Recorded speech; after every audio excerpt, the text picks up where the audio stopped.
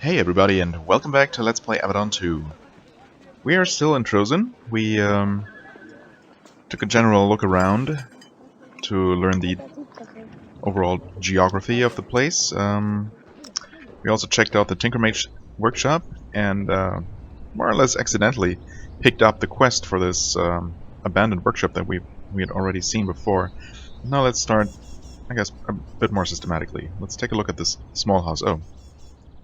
What? Right, no. This was the one that was for sale, I guess? Doors unlocked, the house is abandoned. You peek through the window and see nothing of value. A nearby sign says this house is for sale. Right. Right. We did see that sign in front of it. Okay, never mind. Moving on. This place does not have a sign that I can see. And it's not marked on the map. I guess it's just the one house where actual people live. Namely Nova. You have entered a combination home and workshop. Boards and woodworking tools are scattered everywhere, leaving things a big mess. There is one woman in residence, and she is not pleased by your intrusion. She brandishes a ladle at you and shouts, "Who are you? What are you doing in here? Get out!" Um, I'm a hand of Avadon. And you poke around in my house? You have nothing better to do? Please leave! Well, it's a very fair request, to be honest. But what's your name? It's Nova. I'm a loyal citizen of the Pact. Do you need anything else? Before you leave? There is something I need to know. I'm an ordinary person. I know nothing. You should talk to Xenophon. Well, I will be doing that. Thanks. Okay. Wow.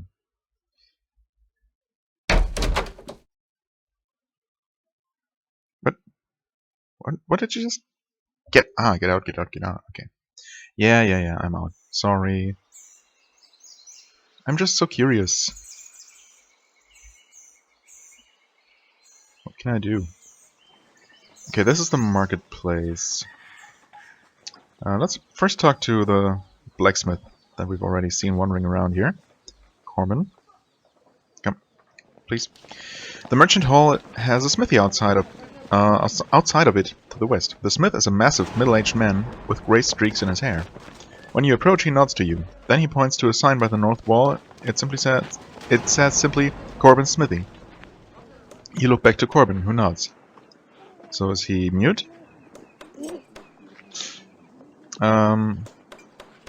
I'd like to know more about something. Yeah? Corbin shakes his head. You can't talk? Corbin nods. How's the quality of the metalwork in Tehran? Corbin hits his chest with his fist and raises his hammer in the air. This seems to be an expression of pride. Yes, indeed. Based on the quality of the goods on display, this pride seems justified. Can I sell something? Corbin shakes his head and points to the trading hall. Okay, can I buy something? Corbin grabs a chalkboard and leads you over to the goods he has for sale. He is ready to haggle, but in a non-verbal way. Fine, I guess I might as well take a look at the weapons and armor while I'm here. So, steel short sword, what is that compared to what I already have? I mean, obviously, comparing the wrong character. Okay, no, I can change characters. Good. Yeah, that's not gonna cut it. You understand? Titan steel javelins. These are all thrown weapons though. Spear, Titan steel. I mean, Titan steel sounds pretty good. And in fact, well, of course these are not magical. So even though this is better physically than the rune-etched glaive, it doesn't have the, well, 10% of magical damage. Am I dealing any magical damage to begin with? I don't think I am. Huh.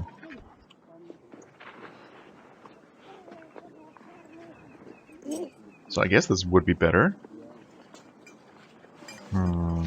Sure. Guess I'll take that. Unfortunately, no, like, really cool bow, but then he's a smith, so why would he sell a bow? Let me see the armor while I'm here. Even though this is, I guess, armor, I mean, it might be really protective. Like, yeah, 40% armor, that's pretty crazy, actually. But of course, it does not have any kind of enchantment, and I'm going to find better magical armor at some point, so yeah, we'll equip that. I'll keep this for now, just in case someone else needs it.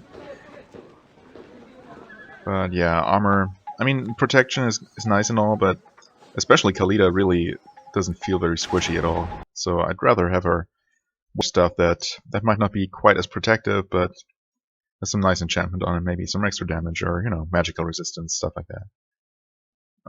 Look at some guards here. Oh, wait. Oh, didn't see you there, Rasmus. This is the only booth in the marketplace with its own private guards, both human and turret. When you see the wares for sale, you instantly see why. This merchant deals in jewels. Oh. He immediately marks you as a customer of quality. Welcome, Hand. I am honored that you decided to stop in. I am Rasmus. Do you need jewelry, mundane or enchanted? I have both. Your goods are expensive. They are. There's many a brigand of Svorgald or Svorgald raider who would love to catch my caravan on a distant road. When are you leaving town? He frowns. I'm sorry, Hand, but I never share details of my route. That's how you get robbed and murdered. Have you been attacked? Never once. I travel secretly and quickly, and I stick to the free roads. The pack does an excellent job of keeping those safe, even in the Wild Realm. That's nice to hear. What gems do you have for sale? Right. Like a ring. Energy resistance, mind effect resistance, fire resistance, extra intelligence. Well. Is that better than 5% critical hit chance? I guess just a straight damage increase to everything he does would technically be better. In any case, it's not really all that expensive at all, so I'm gonna buy that. Energy and mind effect resistance, 20% is actually kind of substantial. And again, it's not really all that expensive to begin with. Fire resistance, this type of thing, this is really something I never use efficiently. I mean, I've tried to keep around items with elemental resistances to swap out in case of in case I actually need it in all kinds of games before, and I never end up doing it, or very, very rarely. I don't know. I'd rather buy this. Increases strength on an item. That's definitely nice. Curses are more effective, or gives protection from curses, acid, and poisons. I'm much less likely to actually use that. You know what? I think I'm good. Do you ever buy things? Oh, he does, but I don't have anything to sell right now. Okay, thanks. That's all. Let's see here. Right, let's go with the runestones. He does not actually have a ring equipped. Gonna give him that. I guess 2 strength. That's 1 strength. Yeah. I mean, same goes for those. Straight damage increases should be better than a slight increase to crit chance, because you're still gonna hit normally more often than you hit critically. 10% missile damage. The others actually don't have any rings at all. So who deals most missile damage? I guess that's still him. Especially with the Titan Steel Razor Disc. I guess I want to give this to Kalita then. Okay, this is unoccupied. Have we here some lore? About Svorgald. Oh. Yes, we've actually not heard too terribly much about that. Svorgald. There it is. The usual deal. You pause the video if you're interested in reading this. Because, I don't know. takes a while to read that aloud, and not everyone might be interested. Malangtha. She's the one who we're supposed to talk to about buying that house. Or, well, not we specifically, but the sign referred to her. Deramites are the great traders of Linnaeus, and each town here of any size has a marketplace like this one. Merchants from all over meet to haggle, shout, and trade commodities of all sorts. Stalls line the walls, and a large auction house dominates the central hall. An elderly Daramite woman is standing at the podium, sorting through a long list of transactions. Her jewelry and tasteful garments speak of considerable wealth. Of course, even someone of her wealth and status must be polite to a hand of Avadon. She introduces herself with a delicate shake of your hand. Welcome, envoy of Avadon. We are honored to have you here. I am Malangtha, a merchant of this town. Just a merchant? Why so modest? So, yeah, you're a merchant here? I am. My family has had some success in this town over the last few centuries. The safety of the pact has been good for us. Of course, we have you in part to thank for that. Your family is established here? Yes, Trozen is our home. It is an old town, very old, like most in Duram. We have protected it for generations, and it has rewarded us. Can I buy something from you? She laughs, though not unkindly. Why, of course. How many good wagons of metal do you need? What good? No. How many wagons of metal do you need? How many tons of coal? I'm a merchant, yes, but I deal only in large quantities. There's nothing you can sell me? She sighs. Well, since you are a hand, I am selling one of my family's old houses. It's in town just south of the river. Very nice place, really. A little bit of farmland. It's a good place to settle. Sure. I mean, might as well tell me about the house. The house, oh yes, very nice place, really. Small but perfect farmland. It's a good place to settle when you retire from your honored service. I can let it go for only 3,000 coins. That's actually not all that much. No discount for a hand of Avadon? The corner of her mouth twitches. Her smile is increasingly forced. That is with the discount. Don't try to bully me, young one. I have dealt with Avadon many times. You still need the supplies I provide. Wow, no need to be so pissy here.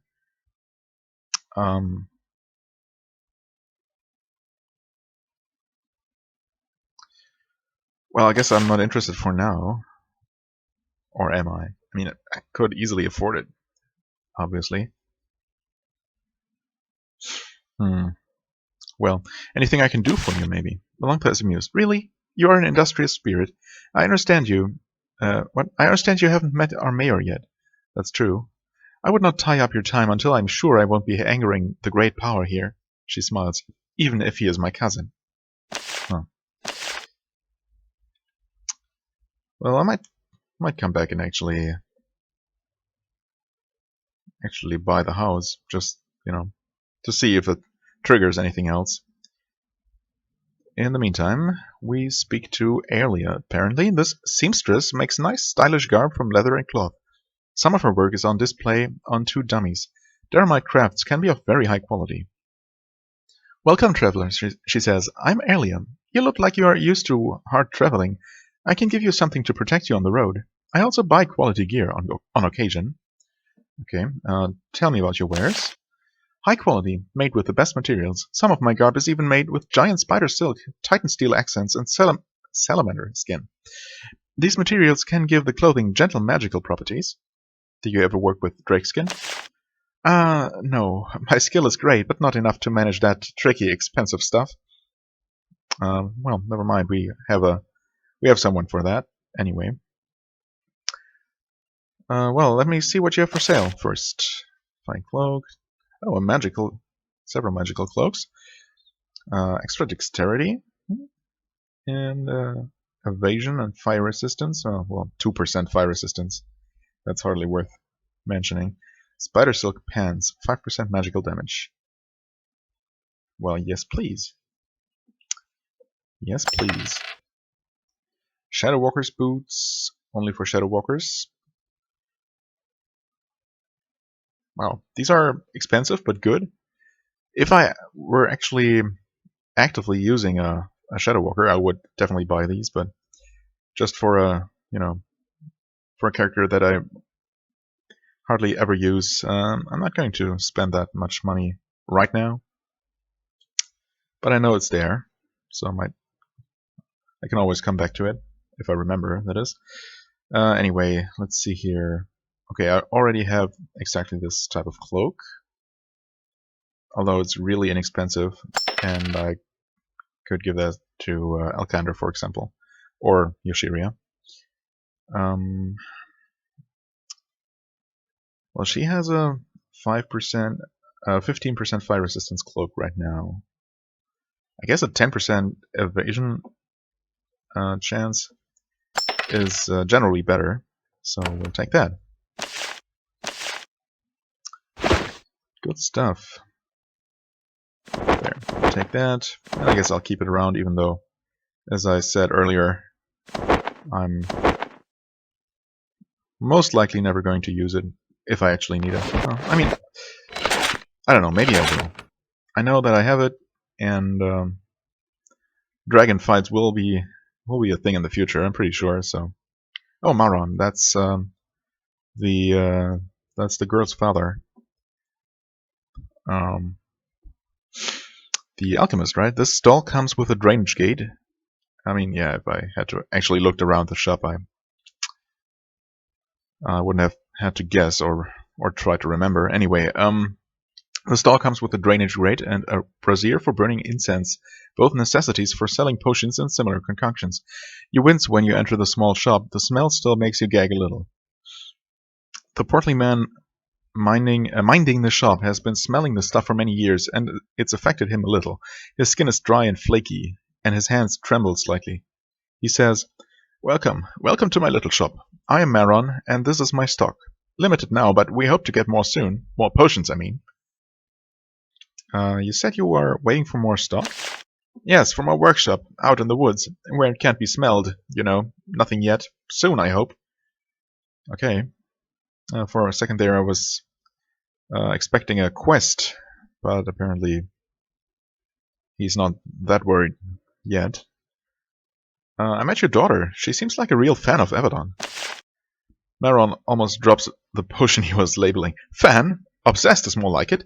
All she talks about is Redbeard this, Avadon that, and how she'll be a hand one day. Perhaps I should talk to her? No. Maron shakes his head sadly. No. She's as stubborn as her mother and I combined. Nothing you say will discourage her. And if you encourage her, she'll only leave me sooner. Now, how can I help you? Well, I didn't exactly encourage her. Although what I said seemed to have that effect on her.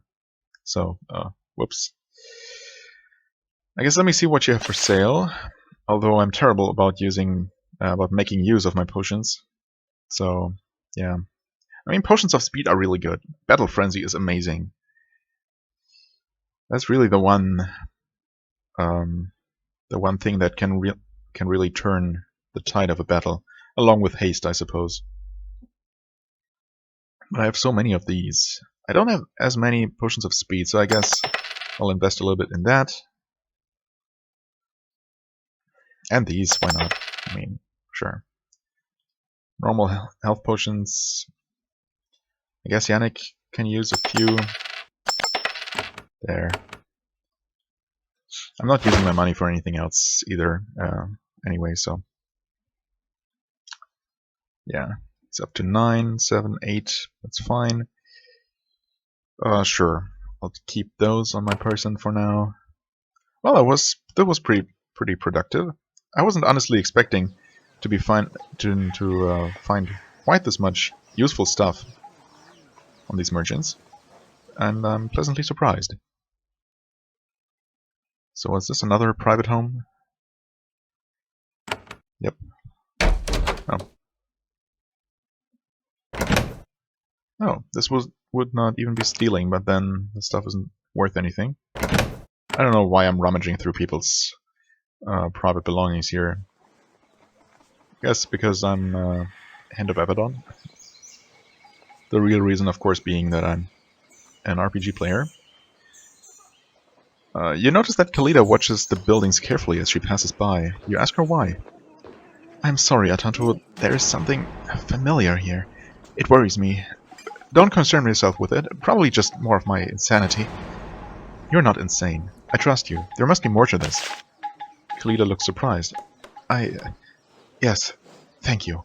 When we return to Avadon, I want to investigate this, whatever it is. Now let us return to our mission. She keeps walking, but with a determination that was not there before.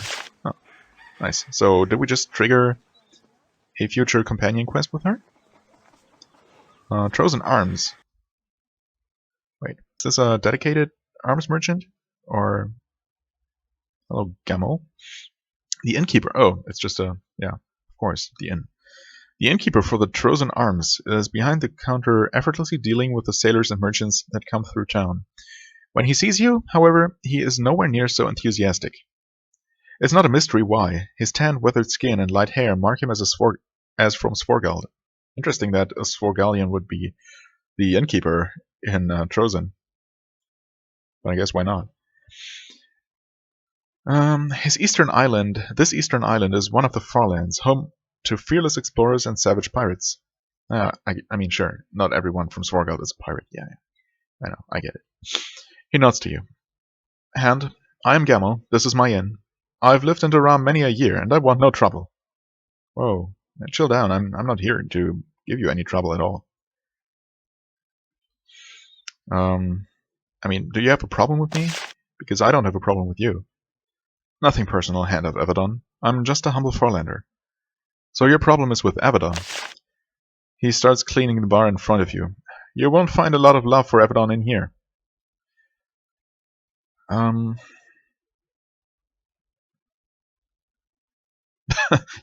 Whoa, this is pretty explicit. You won't find a lot of love for Avadon in here either, thump your own chest.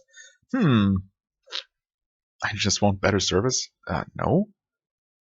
People who cross Avadon don't have long, healthy lives? I suggest you support us? Wow, none of these are what I would like to say. I don't even want, favorable extra service here. Can I just, I can just exit. Not that it would have made any difference at all, but, So let's start this over. So you're from Svorgald, I take it. It is my birthland, but I came to Trojan when I was young, worked hard. I'm as much a part of the pact as any here. Yeah, fine. Dude, don't be so defensive. I'm not even... Never mind. Tell me about your home. It is one of the Farlands. If I felt safe saying so, I would say that our sailors are the finest and our boats are the best in the known world. But I am not saying that. Everyone knows that the Farlands are beneath contempt. Open arms within, stone wall without. Right. Why'd you come here? I signed onto a vessel when I was 10 years old. We fell foul of the pact, fled our vessels, and shipwrecked here. I was young, so the people of Trojan took me in. I justified their trust. What happened to the others on your ship? I don't know. Some killed, some ransomed, I'm sure. They were pirates. I will not lie. While the pact exists, pirates only meet one end. You were only 10? Nobody in Svorgald is a true adult until they have spent their time on the sea. Men on the boar ships, women on the dolphins. Boar ships and dolphins, okay. Come again? Our ships are all male or all female. Boar ships or dolphins. Make no mistake, both are lethal. He sighs. But no match for the pact, of course. Well, I don't really want a room. I could use some information though. Not that I'm expecting to get any from him. Gamel leans forward, willing to help. What? Of course. What would you like to know? Oh, that surprises me. I'm heading toward the Taiwan Empire. Heard anything? He gives you an evil smile. The people of Svorgald are not fond of the Taiwan. Those arrogant nobodies with their big old buildings. I don't envy you. Have I heard anything? I've heard from the merchants who went up there that they're buying things. Metal, lumber, any raw materials they can find. Any idea why? Of course not. Maybe they're trying to make money or buildings. I'm just a lowly innkeeper, telling you all I know. Fair enough. Thanks. Anything interesting happen here recently? No, been very quiet. Kinda nice. Okay. Well, thanks. Then I'll return to my other customers if you don't mind. Right. Anyone else of interest in here? More merchants.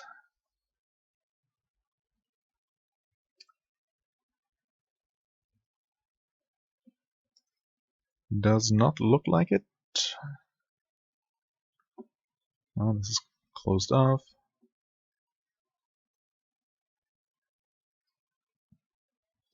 Do these doors all lead back outside, though? Oh, those do. There's not a door here, so... Ah, okay. Yeah, I don't necessarily mean to steal from here, I just, I'll just grab the experience for picking easy locks, I suppose. Not this one. I think I'm fine. Okay. And that leaves us with only the city hall to explore. Guess we might as well. At least take a look at it. I guess I'll talk to the mayor before ending the episode, even though it might go a little bit over half an hour. You walk through the fence and approach the city hall, Trozen's oldest and most elegant structure. It is not large, but it is clean, dignified, and well tended. This seems the natural first place to hunt for Xenophon. To hunt for him, huh? Well, if he's the mayor, then first of all, it doesn't seem like much of a stretch to expect him in the town hall. Nor would I assume that it might be necessary to hunt for him. You enter the audience hall of Trozen. There's an old man sitting in the gilt chair by the west hall. By the west wall of the hall. When you enter, he is pretending to read some papers, though you are confident that his nonchalance is entirely fake. He knew you had arrived before you set one foot in town. Still, he feigns calm well. He looks up and motions for you to approach. A hand of Avadon. What a rare pleasure. Please enter. Have some tea. I would love to aid you. When he sees Khalida, he visibly starts. It only lasts for a moment, but something breaks his composure. As for the Blade Master, she looks confused. She has a lost memory of this place, which causes her to be borderline catatonic. Yeah, I figured that much. Thanks, game. Oh, hello, Xenophon. Oh wow, he's older than I expected. You approach the gilt chair of the leader of Trozen. The gold coating of the seat has been flaking off for many years, a carefully calibrated act of modesty on the part of the town's chosen leaders. The man rises slowly. I am Xenophon, he says, chosen mayor of Trozen. And you are? You give him your name. He nods, shakes your hand, and sits. I was not expecting a visit from envoys of Avadon, I'm afraid. If Redbeard had sent notice, I would have arranged a greeting matching your status. He mops sweat from his brow. Though the room is cool. I want nothing but to help you. Right, why don't you tell me about your town of Trozen first? A lovely town, is it not? It is a great honor that I was chosen to guide them for this term. Please be sure to walk its pathways, stop into its trading center, drink at our inn, which is very clean. Yes, I've actually done all those things except, well, didn't drink, but, So you're the chosen leader. Of course, it is the way of all Duramites. We do not believe in royalty. Instead, every 5 years, in every town, the people gather to choose their leaders. Candidates step forward. Then each eligible person writes a name on a chit and puts it in a jar. The person with the most chits is the leader for 5 years. An unusual system, I admit, but we are very proud of it. Who is allowed to write a chit? Difficult question. Each town has a different rule. Some places exclude potential casters based on gender, or wealth, or place of birth, or species. This leads to many passionate arguments, as you can imagine. Oh yeah. And how's it here? Here, any Daramite-born human above the age of 14 can write a chit. We are proud of our tolerance. Any Daramite-born, so your innkeeper is not allowed, huh? Anyway, what did you do before you were chosen as mayor? I was, there is a nervousness again. A merchant, a trader of some renown. I am sacrificing many opportunities for wealth by doing this job. No regrets, though. It is a high honor. Is a similar system in place anywhere else in Linnaeus? No, I believe that sometimes leaders of the Wildram tribes are chosen by popular acclaim, but only rarely. Many think us eccentric, even mad, to leave this choice to ordinary, unwashed people. To us it is a point of great pride. I have another question. So I guess we asked about both of these points already. You do seem nervous. I do? Of course not. I'm but overtired. My job drains me enough that I am failing to greet a hand with the ceremony required. I do apologize. And yet there is another nervous look at Kalida. He knows her, but neither of them is willing or able to say how. Huh. And I'm apparently not willing to dig any deeper in the subject. Oh well. I'm on a mission and I need guidance, apparently. What? Of course. I will tell you what I can, so you can be safely on your way. I'm on a mission to the Taiwan Empire, in fact. A look of unfeigned sympathy crosses his face. The Farlands! I do not envy you. The Taiwan lost centuries of wealth and power to the Pact, and their hatred for us is without limit. Please tell me you will be careful. There is not much I can tell you about that place, but I can direct you to an Avadon outpost near the Taiwan border. There you can speak and ask advice freely. An outpost of Avadon? Yes, Avadon does have small keeps spread throughout Linnaeus. They are kept secret for their own protection. You are far from the first I have directed to one. Who else have you directed to this keep? Oh, I doubt Avadon would want me to share that information. You understand, I'm sure. Why are you telling me how to reach this fort and not some heart of Avadon? Why are you telling me how to reach this fort and not some heart? Or why are you telling me how to reach this fort and not some heart of Avadon? That's actually what I was wondering. Why wasn't I directed to this Avadon fort directly when back in Avadon? I believe that the existence of some of them is hidden from all in Avadon but Redbeard. Perhaps to keep them safe from spies, or perhaps to avoid budgetary difficulties with Hanvar's council. Okay. Still seems a little bit suspicious. Or, well, I don't know, not necessarily suspicious, just weird. So where do I go? It is called Fort Foresight. He marks the location on your map. It is small and easy to miss, right on the Taiwan border. To learn more about your mission, travel there. Okay, do I have more questions? I guess not. Well, thanks. Oh, you enter a small library. I wasn't expecting that. It is full of law books written with typical Daramite care and attention to detail. There is no dust on them. The townsfolk constantly come here to consult one rule or another. Yannick takes one look at the shelves and shrugs. There's great power in books like these, but it is not the sort of power I seek. Still, always nice to visit a library. Oh, and we do have something to learn here. The Calendario. Apparently that was a new one. Calendario. Again, feel free to pause if you're interested.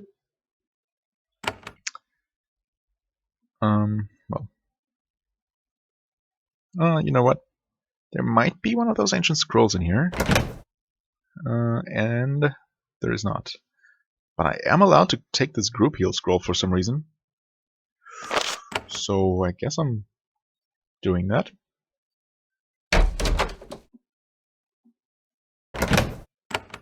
There's a staircase up.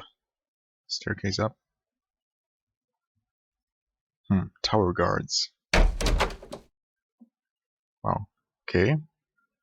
Further up, oh, there are two guards standing next to the stairway. When you approach them, they step forward and block your path. Considering that you are from Avadon, their visible terror when doing this is understandable. One of them says, "I'm sorry, Hand. Very, very sorry. These are Xenophon's private chambers. They are not to be entered." They're scared but determined. You don't see any reason to pick a fight with them. Yes, in fact I don't.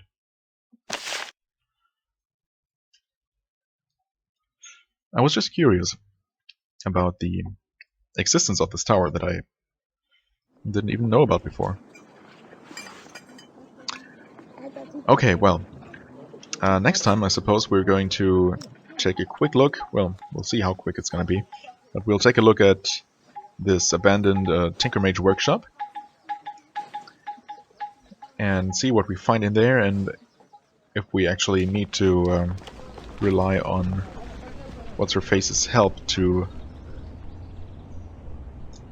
explore all of it. Or maybe the fact that I have a Tinker Mage in my party means that we'll be able to